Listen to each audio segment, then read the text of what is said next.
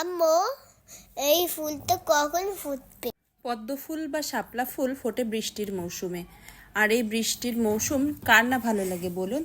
তবে সেই বৃষ্টি যদি অনাকাঙ্ক্ষিত অতি বৃষ্টিতে পরিণত হয় আর তা যখন বন্যায় রূপ নেয়, তখন ব্যাপারটা খুবই কষ্টদায়ক হয়ে যায়।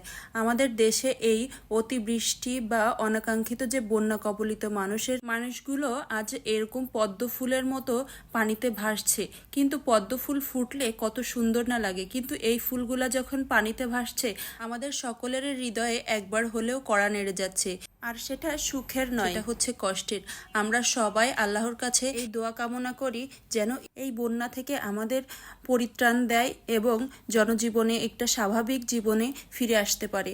আমরা সবাই তাদের জন্য দোয়া করব এবং যার যার সাধ্যমতো তাদের পাশে দাঁড়াবো। আমি এখানে এই পদ্ম পাতাটি তৈরি করেছে ফুলসহ হোমমেড ক্লে দিয়ে।